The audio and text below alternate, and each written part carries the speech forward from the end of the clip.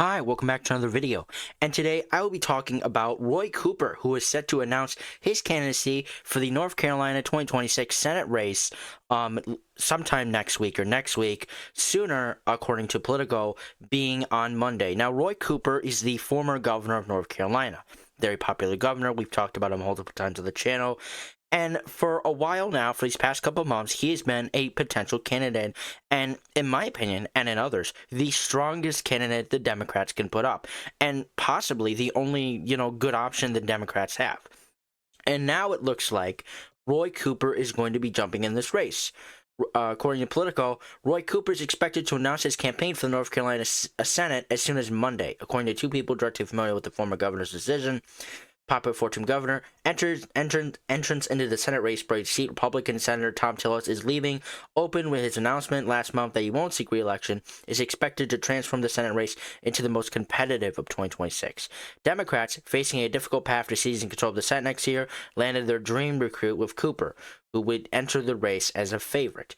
And I do agree with that. I think that once Roy Cooper eventually enters this race, either on Monday, a little bit after, but eventually sometime this month, Roy Cooper entering the race, once he does, he'll become the clear favorite. I think the polls will show that he performs very well. I think that he will become the favorite of the Senate race. And that once again leaves the question for Republicans, who are they going to be putting up? Because Tom Tillis had an easy way, well, not an easy way, but there was a path to victory for Tom Tillis, right? He could have, stuck with Trump, voting for, all the amendments, the big beautiful bill that Trump has. The stuff in it doesn't take effect until after the midterm. So I really don't think that that would have hurt Tom Tillis in the campaign. It'd be a message that Democrats would try to campaign on, but it wouldn't take an effect till after the elections take place. So I don't think that would affect Tom Tillis or any other Republican senator or any other, Republican incumbent during the 2026 midterms. Obviously, 2028 is a much different story, but looking at 2026, I don't think that would have affected Tom Tillis at all. I think that if Tom Tillis stuck his loyalty to Trump, then, he'd obviously easily win the nomination and possibly the general election. I think that it'd probably be close between Roy Cooper and Tom Tillis, but because Tillis is the incumbent, he'd probably be able to win re-election, especially if he had the backing of Trump. However, now that Tom Tillis is no longer going to be the incumbent candidate, and now that Republicans don't really have a good idea on who they want, their nominee or candidate to be, it really doesn't look good for the Republicans. And Democrats will unite, and will back Roy Cooper. They'll give him the money. They'll back him. And I think that's going to help Roy Cooper, surge to victory here. I think Roy Cooper has a really good chance at winning. Before Tom Tillis exited the race, I was constantly saying that Republicans are probably going to hang on to the North Carolina Senate race. Now, I don't think so anymore because Roy Cooper is extremely popular. And we have the information and data to back that up, right? In 2024, obviously, right, Donald Trump was able to win North Carolina by 3 points, despite some polls, being inaccurate, saying that Harris was going to come out on top. And obviously, we saw different from other states.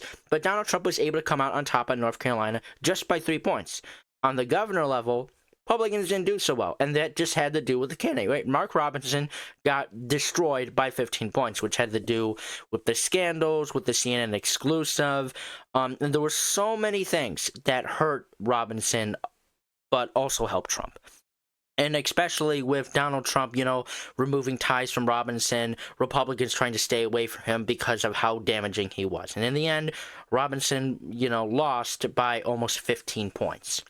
Now, now on the governor level, right, because we can go back here. In 2020, Roy Cooper was able to win re-election by 4 points.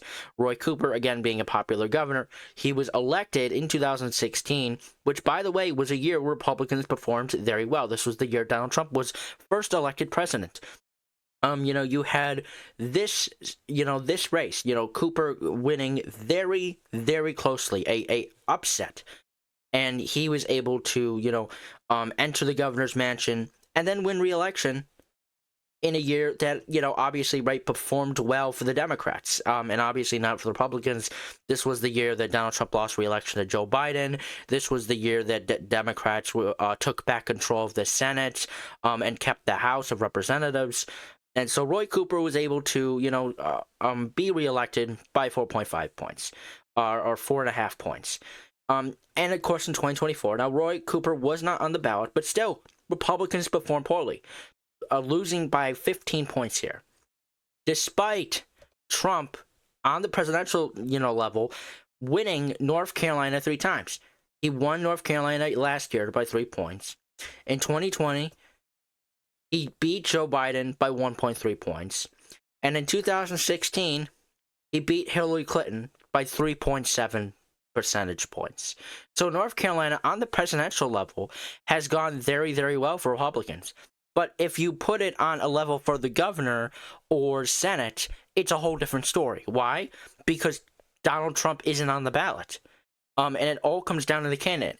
Like when Mark Robinson lost last year's governor race by almost 15 points. Or when Roy Cooper won his 2 governor races twice by very good margins. Obviously, first being the upset, and then the second, he was able to perform very well, or much better. So, but you are constantly seeing here that Republicans do much better when Trump is on the ballot. They are able to constantly have control of North Carolina. But when you take him off, it's a whole different story.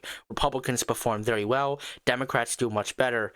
But, if you have Trump on the ballot, you can see Democrats perform worse here, because Republicans turn out for Trump, and Democrats can't do the same. In 2016, and 2020 and 2024, Republicans and Donald Trump were able to hold on to North Carolina. But when it comes down to locally, the governor, the Senate, they don't do that well. And that's why I believe, as of right now, Roy Cooper will probably become the next senator of North Carolina. He will succeed John Tillis. He will probably flip this race. And now there are other races that I don't believe Democrats will do well in, but this is a race Democrats have a huge advantage in. Roy Cooper is an extremely popular candidate, and I believe that, obviously he's going to win the nomination easily, and the general election will probably be closer than many think. But I think Roy Cooper wins this by 3 to 4 points. And it's not because, he won the governorship around those margins. It's just that I don't think Roy Cooper, despite, the unity he'll have around the Democratic Party, that he will be able to, win by some historic landslide, which obviously isn't going to happen. I think no matter who the Republicans choose, because obviously now that we now know, it is no longer going to be Laura Trump. Laura Trump has announced around the same time as this Roy Cooper announcement came out that she will not be, she will not be running in the Senate race. So Laura Trump is out, which is a win for the Republicans in some way, because she would have been a very, very weak candidate here. So we still have some more potentials. We have Tim Morris, we have Georgia Holding, we have Dan Bishop, we still have some others. But the important one to watch out for is Michael Wheatley, current chair of the Republican National Committee since 2024. And I think Michael Wheatley will probably become the Republican nominee. Because when you look at all the others other than Michelle Moreau, doesn't really have the name recognition on the Republican side than he does, because he is the chairman of the Republican National Committee. Same thing obviously goes for Roy Cooper when you look at this Democratic primary.